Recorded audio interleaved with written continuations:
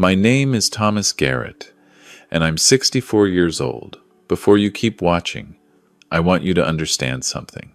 What I'm about to tell you is the hardest thing I've ever put into words, and I spent 31 years as a police dispatcher in Nashville, listening to people describe the worst moments of their lives. I thought I'd heard everything. I thought nothing could surprise me anymore. I was wrong. This story is about my father, a man who built houses with his hands for 40 years and never once asked anyone for help. And it's about my wife of 35 years, the woman I thought I knew better than I knew myself. I'm sharing this because I believe someone watching right now needs to hear it. I grew up in Clarksville, Tennessee, third of 4 kids, in a house my father built himself on a half-acre lot off Trenton Road. My father, Harold Garrett, was the kind of man people used to call a man's man, not in the arrogant way, but in the quiet, dependable way. He showed up for everything. Every baseball game, every school play, every flat tire in the rain. He was there. He worked construction his entire career, eventually running his own small crew. Never got rich, but never missed a mortgage payment either. My mother passed away from breast cancer when I was 38. My father held himself together for us kids, and then he quietly fell apart alone, the way men of his generation did. He never remarried, said there was no point trying to improve on perfection. My wife Linda and I met in 1989 at a 4th of July party at a mutual friend's house in Brentwood.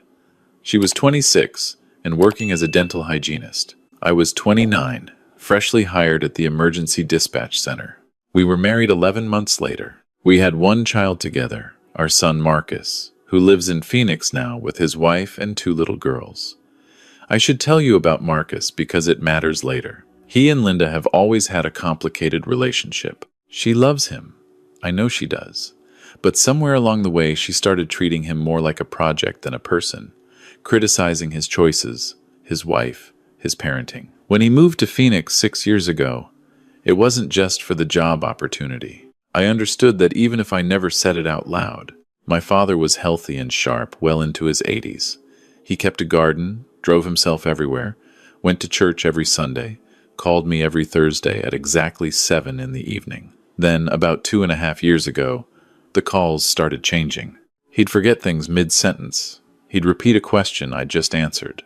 Once he called me at 2 in the morning, convinced it was Thursday evening, and couldn't understand why I sounded groggy. I drove up to Clarksville to see him, and the house told me everything his voice on the phone hadn't. Mail piled by the door, dishes in the sink that hadn't been washed in days, milk in the fridge that had expired 2 weeks prior. He was sitting in his recliner watching a game show when I walked in, happy to see me, completely unaware that anything was wrong. The doctor diagnosed him with early Parkinson's, combined with the beginning stages of vascular dementia. The Parkinson's was mild at that stage, a slight tremor in his left hand, some stiffness in his gait. The dementia was the bigger concern, slow-moving but real and progressing. He could still hold a full conversation, still remembered his grandchildren's birthdays, still told the same 3 jokes he'd been telling since 1987. But he couldn't live alone anymore. That much was clear.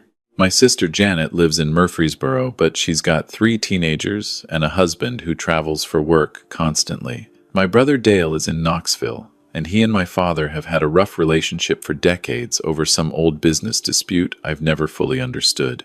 My youngest sister Kay moved to Oregon years ago, and we're close, but she's a nurse with 12-hour shifts and 2 rescue dogs in a small apartment. There was really only one realistic option, and I'd known it before I even started making phone calls. I brought it up to Linda on a Sunday morning in March, 2 years ago. We were having breakfast on the back porch, coffee, and the newspaper, the way we'd done most Sunday mornings for 30 years. I told her what the doctor had said. I told her the situation. I said I thought Dad should come live with us. We have a 4-bedroom house. I'm home most days since I took early retirement the previous fall. We have the room, we have the time, and he's my father. Linda set down her coffee mug. She looked out at the backyard for a long moment. She didn't look angry or upset. She looked like she was calculating something. Then she turned back to me and said she understood that, of course, family comes first, that we'd figure it out together. She said she did want me to be the primary caregiver since she still had her part-time hours at the dental office, 3 days a week, and she had her book club and her walking group and her volunteer hours at the church thrift store. I said, of course. He's my father, I told her. I'll handle it. She nodded and picked up her coffee again, and that was that. The conversation felt almost too easy. But I told myself that was a good thing. Dad moved in the second week of April. We put him in the downstairs bedroom, the one with its own bathroom, and a window that looks out at the backyard. He'd always been partial to gardens. I moved some of his things in, his old recliner, the framed photos from his living room, his collection of Louis L'Amour paperbacks that lined an entire shelf from floor to ceiling. He sat in that recliner the first evening and looked around the room and said it was real nice, son. That was high praise from Harold Garrett. The first 2 months were genuinely good. Dad and I fell into a routine. I'd make breakfast every morning, nothing fancy, eggs and toast, sometimes pancakes on weekends. We'd eat together and he'd tell me stories from his construction days, stories I'd heard 100 times but that I never got tired of. In the afternoons we'd sit out back if the weather allowed. Sometimes he'd help me in the yard, not much, but he liked to feel useful. Liked to deadhead the roses or tell me I was doing the edging wrong. Linda was cordial. Not warm, exactly, but cordial. She'd say good morning to him, ask if he needed anything, make sure he had his afternoon medications. It wasn't loving the way I'd hoped, but it wasn't unkind either. I told myself it was an adjustment period. Having another person in the house, after years of it being just the two of us, takes time. Then, sometime around late June, I started noticing things, small things at first. Dad seemed more tired than usual. He'd nap in the afternoons, which he'd never done before. His appetite was off. I'd put a full plate in front of him and he'd eat half and say he wasn't hungry. He started moving more slowly, which could have been the Parkinson's, but it felt different. He'd always been slow but deliberate. Now he seemed hesitant, cautious. Like he was watching where he put his feet, not because of his balance, but because he was worried about something I couldn't see. And then I noticed something that I cannot explain away with Parkinson's or dementia or anything medical. He'd gotten nervous around Linda. Not just quiet, nervous. If she walked into a room where he was sitting, he'd straighten up, put his hands in his lap, stop talking mid-sentence. He'd watch her the way you watch someone you're not sure you can trust. Once I came into the living room and he was watching television and Linda was standing in the doorway saying something to him and his hands were trembling. Not the light Parkinson's tremor he always had, but a different kind. The kind that comes from the chest, not the nerves. I asked him about it one evening when Linda was at her book club. We were sitting on the back porch after dinner and I asked him straight out, "Dad, are you doing okay? Are you comfortable here?" He looked at his hands for a long time before he answered. "Sure," he said. "Sure, Tommy. I'm fine." He used my childhood name. He only did that when he was emotional or when he was trying hard not to be. I asked if there was anything bothering him, anything at all, and he said no. Then after a pause he said, "Linda's got a lot on her plate. I don't want to be a burden." I told him he wasn't a burden, that we wanted him here, that I was glad he was here. He nodded slowly. "If you say so," he said. He didn't say it like he believed me. That conversation followed me to bed. I lay awake that night thinking about all the small moments I'd half noticed and half dismissed. The way Linda would sigh, sharp and audible, when Dad moved slowly to the table. The clipped, impatient tone she used if he asked her a question twice. The way she always had somewhere to be when it came time to sit with him. But I told myself that wasn't abuse. That was just stress. That was just two people who didn't have a natural ease with each other, trying to share a house. I told myself I was projecting, that I'd spent 3 decades listening to people describe terrible things, and now I saw terrible things where there were none. Then I found the bruise. It was a Tuesday morning in July. I'd been up early to fix a leaking faucet in the upstairs bathroom, and I came downstairs around 6:30 to find Dad already awake, sitting at the kitchen table in his robe. He startled when I came in, then relaxed when he saw it was me. "You're up early," I said. He said he hadn't slept well. I poured us both some coffee and sat across from him, and that's when I saw it. He reached for his mug, and his robe sleeve slid up, and there on his forearm, just above his wrist, was a bruise.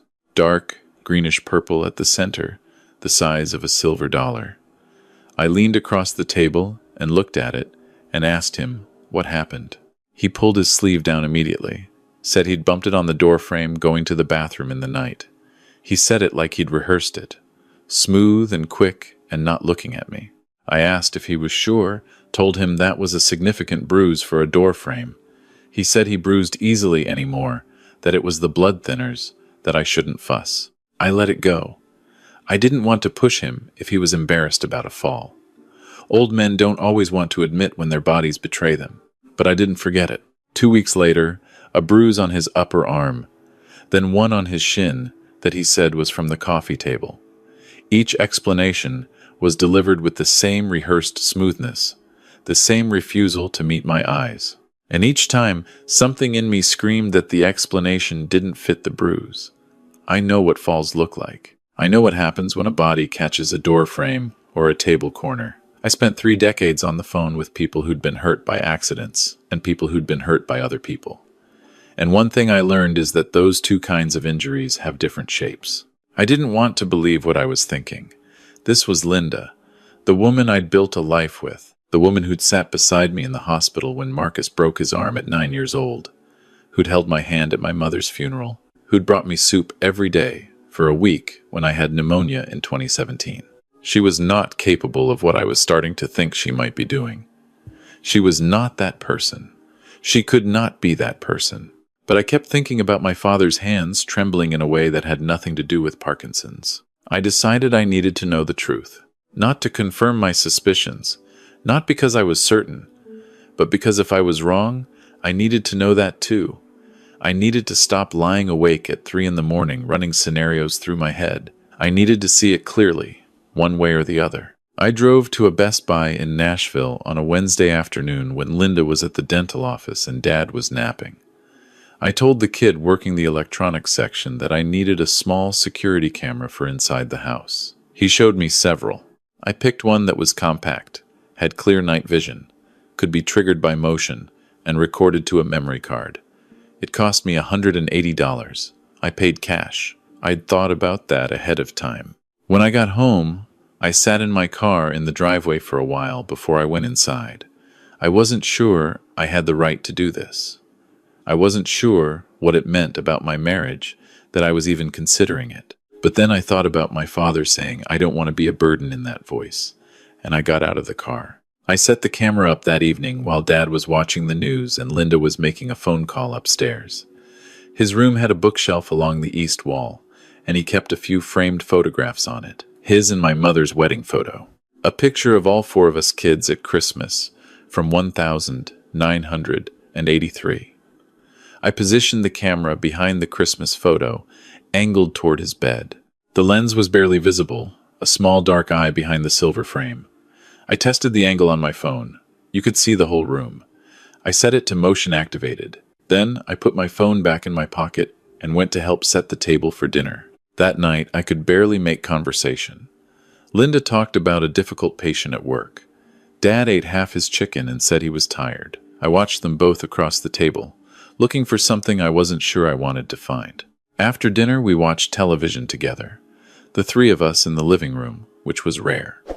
Usually, Dad went to bed first. That night, he stayed up until almost 9:30, and I wondered if, on some level, he felt safer when I was in the room. I helped him to bed. I made sure he had his water glass and his medications. I said goodnight. Then I went back downstairs, and Linda and I watched the rest of the news and went to bed ourselves. I did not sleep. I lay there in the dark, my wife's breathing slow, and even beside me, listening to the house. I don't know what I was listening for. I just lay there, rigid and awake, staring at the ceiling until somewhere after midnight, I must have finally drifted off. My alarm went off at 5:45. I got up quietly, went downstairs, made coffee, waited until 6:30 when Linda came down dressed for work. I made small talk. I watched her leave. And then I went to my father's room. He was still asleep, which was unusual. He was always an early riser. I stood in the doorway for a moment, watching him breathe. Then I slipped inside, took the camera from behind the Christmas photo, and brought it to my office. I closed the door. I sat down at my desk. My hands were not completely steady as I plugged the memory card into my laptop. The recording had begun at 12:49 in the morning. For the first few minutes, it was just my father sleeping, the room washed in the green-gray of night vision. I watched his chest rise and fall. I almost laughed at myself. I'd spent the whole night awake, and the camera had caught nothing but an old man sleeping. Maybe I was exactly the paranoid, over-imaginative dispatcher I'd been telling myself not to be. Then at 1:17, the door opened. Linda came into the room. She was wearing her nightgown, and her reading glasses were pushed up on her head like she'd been up doing something. She walked directly to the bed without hesitating, without looking around, like she knew exactly where she was going and had been there before. She stood over my father for a moment. Then she shook his shoulder. He woke up confused, the way elderly people do, disoriented, not sure where he was. He tried to sit up, and she put her hand flat on his chest and pushed him back against the pillow. Hard. Not a gentle guiding hand. Hard. I watched my wife stand over my father at 1:17 in the morning, and I watched his face in the night vision camera, and what I saw on it was fear. Not confusion, not grogginess. Fear, pure and immediate, like a switch had been flipped, like he knew exactly who was standing over him and exactly what was coming. She leaned down and began speaking. The camera's audio was limited, picking up fragments through the ambient hiss of the room. I could hear her tone more clearly than her words, and her tone was something I had never heard from Linda in 35 years of marriage. Low and controlled and very cold. The way certain people sound when they want you to understand that they are serious and that no one is coming to help you. I caught words, pieces of sentences. I'm not going to pretend I heard everything clearly because I didn't, and I'm not going to embellish what I know to be true.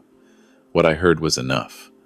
I heard her say that he was ruining everything. I heard her use the word pathetic. I heard her say that I would believe her over him, that I always did, that no one was going to take the word of a man who couldn't remember what day it was. My father didn't say anything I could make out. He lay there under the blanket and he cried, not loudly, silently, the way a person cries when they've learned that making noise doesn't help. His shoulders shook and his hands gripped the blanket, and he cried while my wife stood over him in the dark, telling him things I can never unhear. Then she grabbed his arm, his left arm, the one with the tremor. She grabbed it just above the wrist and squeezed, and I could see the tendons in her hand go tight, even through the night vision. She pulled him toward her and said something directly into his face, quiet enough that the camera didn't catch it fully, and whatever she said, he went absolutely still, the way prey animals go still. Then she released him and walked out of the room and closed the door behind her. And I watched my father lie in the dark and cry alone for 11 more minutes before he finally stopped, and I could see from the tension in his body that he wasn't sleeping. He was lying there waiting for morning.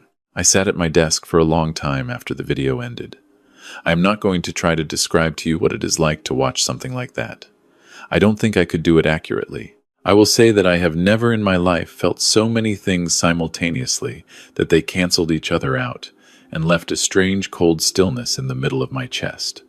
I sat in that stillness for a while, and then I knew what I needed to do. The first thing I needed to do was nothing. Not yet. I know how that sounds. Believe me, I know exactly how that sounds, because I would have said the same thing listening to someone else tell this story. But I'd spent 31 years at a dispatch center, and I'd sat in on enough detective briefings over the years to understand one thing clearly. One piece of evidence is not the same as a case. If I confronted Linda that morning, she would deny it. She would say the camera was an invasion of privacy and potentially inadmissible. She would say my father was confused and had imagined it, and that the video proved nothing more than her checking on him in the night. She might be right. I needed more. I needed it documented. I needed it airtight. More than that, I needed to call a lawyer before I did anything else. I found an elder law attorney through a referral from a retired detective I'd worked alongside for years. Her name was Patricia Dunn, and her office was in Brentwood. I called her that morning and made an appointment for the following day, telling Linda I had a checkup with my cardiologist. I drove to Patricia's office with my laptop and showed her the video. She watched it twice. When she looked up at me, her expression was careful and very steady. She told me what I had was significant, that what I'd captured on that recording was clear evidence of elder abuse and emotional and physical abuse of a vulnerable adult, which carries serious criminal weight in Tennessee. She also explained something I hadn't fully understood. The camera had been placed in my own home, in a room I had full access to and legal authority over. My father lived in that room as a member of our household. I was his primary caregiver. In Tennessee, recording in your own home does not require the consent of all parties, particularly when the purpose is to document suspected abuse of a person in your care. The recording was legal, but she wanted more. She wanted a pattern of conduct, multiple incidents, not just one. She told me to keep the camera running for several more nights, to save the recordings to an encrypted drive, and not to confront Linda or change my behavior in any way that might tip her off. Every additional night of footage, she said, removes any possibility of arguing this was a one-time incident or a misunderstanding. It becomes impossible to dismiss. I want to be honest about those next 4 nights, because I know what people think when they hear that a man kept a camera rolling while his elderly father was being hurt. I know, because I thought it myself every single morning when I sat at my desk and watched the night's recordings before Linda came home from wherever she'd been. I thought, you could stop this today. You could walk downstairs right now and end this. And every morning, Patricia's voice answered me. 1 incident is an allegation. 5 is a criminal pattern. Your father will be safer after an arrest that sticks than after a confrontation that falls apart. The nights were all variations of the same video. Not every night, but most of them. She would come in between midnight and 2 in the morning.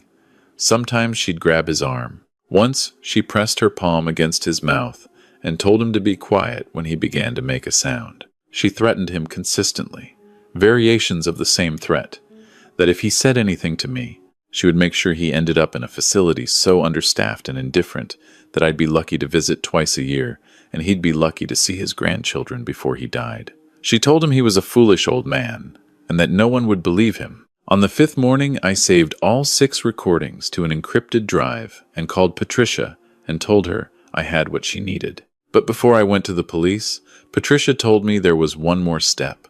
I needed to take my father to his doctor and have him examined. I needed the bruises documented medically, on record, by a physician who would serve as a mandatory reporter. The medical documentation, combined with the video, would make the case complete from multiple independent angles. I told my father I was taking him in for a regular checkup. He didn't argue. He'd been so quiet the past week, so small, moving through the house like he was trying to take up as little space as possible. In the car on the way to the doctor's office, I put my hand briefly on his arm, on the arm with the worst bruising, and he flinched. "I'm sorry," I said. He looked at me and he said, "I have nothing to be sorry for." I didn't correct him. Not yet. His doctor was Dr. Anita Reeves, who'd been treating him since he moved in, and who I'd called ahead to explain what I suspected. She examined him thoroughly. She photographed every bruise, and there were more than I'd seen. Places I hadn't seen because they were on his torso, his ribs, places that don't show when a person is dressed. She was quiet and professional and very gentle with him. When she finished the physical examination, she sat down across from him and told him that everything she saw in her examination today was confidential and protected, that what he said in this room was between a doctor and her patient and a concerned family member, and that whatever he told her he had not done wrong and was not in trouble. My father looked at his hands. He looked at me, and then he talked. He told Dr. Reeves about the nights. He was halting, sometimes confused about the exact sequence of events, his memory for specific dates, unreliable in the way that comes with vascular dementia. But the central facts were consistent and clear. His daughter-in-law had been coming into his room at night for weeks. She had told him he was a burden on me, that he was ruining my retirement, that I resented having him there, even if I was too polite to say so. She had hurt his arms. She had once hit him with her open hand across the face.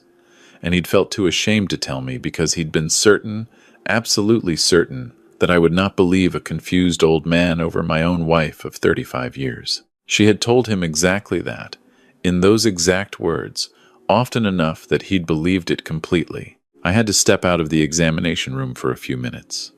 I stood in the hallway of that medical office, and I breathed, and I put myself back together. Then I went back in. Dr. Reeves filed her mandatory reporter documentation before we left the office. 2 hours later, I was sitting across from a detective at the Metro Nashville Police Department with my encrypted drive and my laptop and a printed summary of what Dr. Reeves had documented. The detective, a man named Sergeant Alan Croft, who had the manner of someone who had been doing this work long enough to have stopped being surprised by anything, watched every video.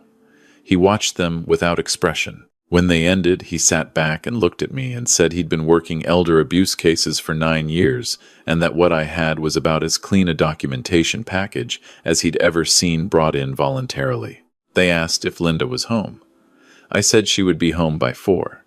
It was 2:30 in the afternoon. Dad and I waited at a coffee shop nearby while Sergeant Croft and his partner went to the house. I drank coffee I didn't taste, and my father ordered a piece of pie and ate about half of it, and then put his fork down and said, "Tommy, you believed me." He said it the way a person says something they'd stopped expecting to be true.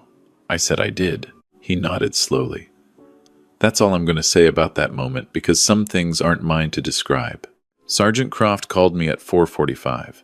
He told me Linda had been taken into custody. She denied everything initially, said my father was senile and that I was having a breakdown, that the videos were doctored or taken out of context. When they showed her the full recordings, all 6 nights, she stopped talking and asked for a lawyer. She was charged with elder abuse, assault of a vulnerable adult, and intentional infliction of bodily harm on an elderly person. In Tennessee, abuse of an elderly or vulnerable adult is a Class C felony when it involves physical harm. She was booked, processed, and held pending a bail hearing. Dad and I went home to a quiet house. I made him dinner, something simple, soup and cornbread. We ate at the kitchen table, and afterward he asked if he could call Marcus. I handed him my phone. I stepped outside onto the back porch and let them talk. And through the window, I could hear my father's voice. Not the careful, small voice he'd been using for weeks, but something closer to his old voice, and I was grateful for that. The legal process was long and not always easy. Linda made bail. She moved to her cousin's house in Murfreesboro under a no-contact order. She hired a defense attorney who was aggressive and willing to argue almost anything, including that the recordings represented an illegal invasion of privacy and that my father's dementia made him an unreliable, corroborating witness. Patricia dismantled both arguments methodically. The recordings were made by a homeowner in his own residence, documenting suspected abuse of a person in his legal care. And Dr. Reeves' physical evidence didn't require my father to remember a single thing. The bruises spoke on their own. I filed for divorce the week after the arrest. Linda contested it. She tried to claim that I had been emotionally manipulative throughout our marriage, that she had been under extreme stress as an unwilling caregiver, that my father had been aggressive and combative with her. I let Patricia handle all of it. I was done defending myself against accusations from someone I'd watched, on video, press her hand over an 87-year-old man's mouth in the dark. The criminal trial was in February of the following year. My father testified. I sat beside him in the waiting room beforehand, and he was nervous, his hands trembling, and I couldn't tell anymore how much was Parkinson's and how much was memory. But when they called him, and he walked slowly to the witness stand and sat down, he was steady. He answered the prosecutor's questions clearly and without embellishment. When the defense attorney tried to suggest that his memory was unreliable, my father looked at her with an expression I remembered from childhood. The expression that meant, "I have been patient, but I am done being patient now," and he said his memory was not perfect, but he knew what had been done to him in his own bed in his son's house, and that he knew it the same way he knew his own name. The jury was in deliberation for less than 4 hours. Guilty, on all counts. The judge sentenced Linda to 2 years in a Tennessee State Correctional Facility, followed by 4 years probation. She was barred for life from working in any capacity with elderly, disabled, or otherwise vulnerable individuals. She would carry a felony conviction for the rest of her life. Our divorce was finalized 4 months into her sentence. I kept the house. I didn't particularly want the house, but I wanted her to have no reason to come back to it. I changed the locks anyway. My father lived with me for another 8 months after the trial. Marcus flew in from Phoenix with his family and stayed for 2 weeks, and watching my father sit in the backyard with his 2 granddaughters climbing on him was something I needed more than I had known. His Parkinson's progressed.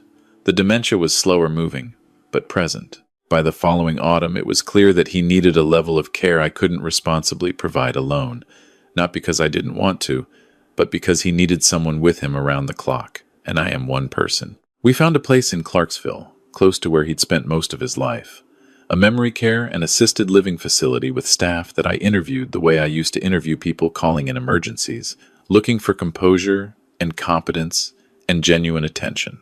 The facility director let me come in unannounced 3 times before I agreed to the placement. The staff there are attentive and kind, and they have a zero-tolerance policy for any form of resident mistreatment that their state inspection records support. I visit my father 4 times a week. Some days he knows me immediately, lights up, asks what took me so long. Some days he thinks I'm someone else, an old friend of his, or a man he worked with decades ago. I go along with it. I sit beside him, and I listen to whatever story he wants to tell me, whether it's true, whether it's from this decade or another one entirely. And I hold on to every word, because that's the job now. Not dispatching emergencies, not running a household, not maintaining a marriage, just being present for a man who spent 87 years being present for everyone else. Linda got out of the correctional facility last spring. I have no idea where she is, and I have made no effort to find out. She is not permitted to contact me or my father. Whatever curiosity I might once have had about what led her to become someone capable of what she did, what broke, or was always broken underneath the surface, I've let that go. It doesn't serve me or my father to carry that question. What I do carry is something different. I carry the memory of waiting too long. I carry those weeks between when I first noticed something was wrong and when I put that camera in the room. All those mornings, I told myself I was probably imagining things. All those nights, I lay awake, rationalizing. I know, logically, that I needed evidence. I know that I acted as quickly as I reasonably could once I understood what was happening. Patricia told me that. Sergeant Croft told me that. I know it. But knowing something and being fully at peace with it are different things, and I don't think I will ever be entirely at peace with the weeks my father spent afraid in a room in my own home while I was sleeping down the hall. I'm telling you this because I don't want anyone else to sleep down the hall. Elder abuse is not a nursing home problem or a stranger danger problem. It happens in houses that look like mine. It's perpetrated by people who look like Linda, looked like a normal spouse, a responsible adult, someone with a book club and a church volunteer schedule. It happens to people like my father. Strong people, people who built things with their hands, who are humiliated by their own vulnerability and terrified that the people they love most won't believe them. And it thrives in exactly the environment Linda cultivated. Silence, shame, and the calculated isolation of a person who has no one but you to turn to. If you have an elderly parent or grandparent in your life and something feels wrong, trust what you're feeling. Not the anxious voice that catastrophizes everything, but the quiet, steady voice underneath it, the one that keeps returning to the same small detail you can't quite explain. Trust that voice. Ask direct questions. Take unexplained bruises seriously. Pay attention to whether your parent behaves differently around certain people. And if you have a parent living in your home with someone other than you providing care, even part-time, even someone you've known for decades, do not assume that love prevents cruelty. I know better than most people that it doesn't. Document what you observe. Write down dates, what you saw, the exact words used. Photograph injuries. Talk to their doctor. If you suspect abuse is happening right now, contact the Tennessee Adult Protective Services or your state's equivalent, the National Elder Abuse Hotline at 1-800-677-1116 or law enforcement directly. You do not need to be certain. You do not need perfect evidence. That is their job to gather. Your job is to make the call. If you're watching this and you are an older person who is being mistreated by someone you live with or depend on, I want to say something directly to you. You are not a burden. I know someone may have told you that you are, may have told you it so often and so convincingly that it's become something you believe about yourself. It is not true. What is being done to you is not your fault and is not something you deserve.